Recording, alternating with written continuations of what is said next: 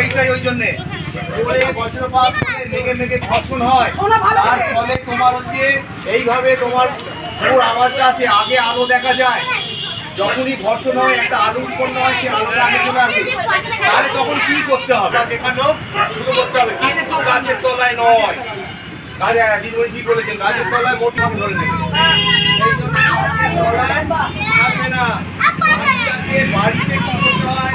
বাড়িতে এই যে লাইন থাকে,